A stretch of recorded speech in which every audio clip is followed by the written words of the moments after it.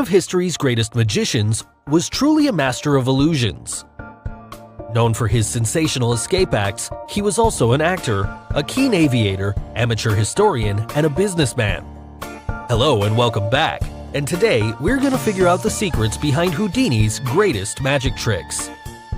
So, let's get started. Escape. The great Houdini usually performed this trick on the streets in presence of a large crowd. It was one of Houdini's most popular publicity stunts, where he would strap himself into a regulation straitjacket and suspended by his ankles. A huge crane would then lift him up from a tall building so that the audience could see what he did, thus convincing everyone the feat. Houdini would then make his magical escape in full view of the assembled crowd. So, how did he do it? Well, here's the secret. The Houdini death escape is one of the hardest and most dangerous stunts for any magician to perform.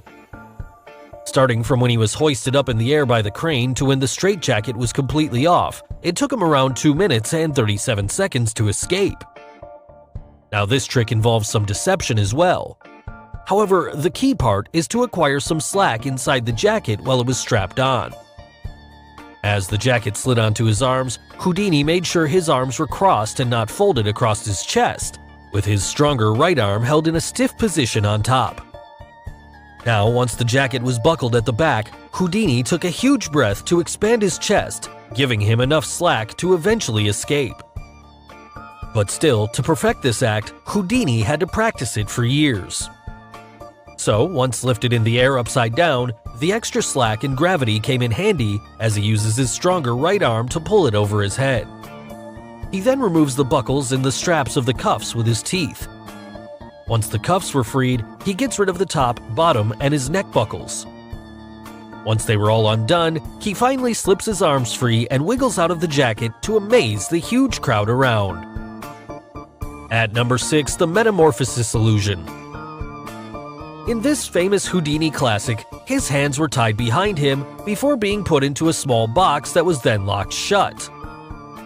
Houdini's wife, Bess, would then stand atop the box and pull a curtain up to cover her from the view of the audience.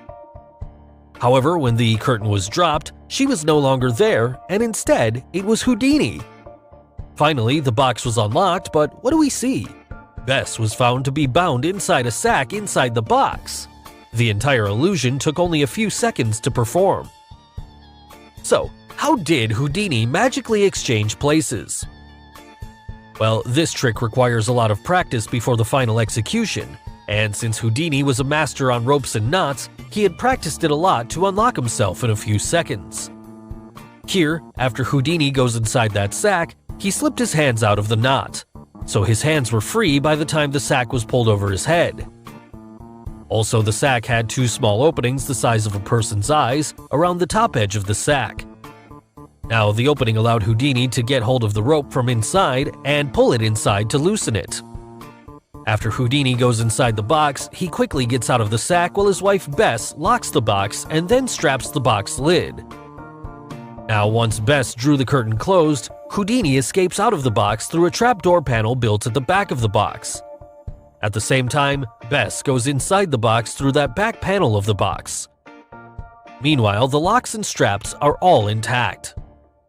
Finally, when Houdini unlocks and unstraps the box, his wife quickly goes inside the sack and bounds her wrists with the rope in just a few seconds.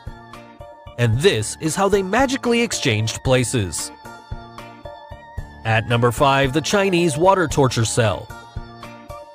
The greatest and most sensational of all of Houdini's escapes was without a doubt his Chinese water torture cell. In this trick, Houdini was able to escape an extraordinary contraption resembling a fish tank. The tank is filled with water, while Houdini is placed head down in full view of the audience. But how did he escape in front of the audience with all the contraptions on his body? The assistants locked Houdini upside down with genuine locks. But what we missed was that they slid the pins out from the hinges which were holding the locks. Now this made it easier for the magician to escape. Also, the handcuffs are specially designed, which could easily get unlocked with just a little force. And finally, Houdini escaped out of this dangerous cell.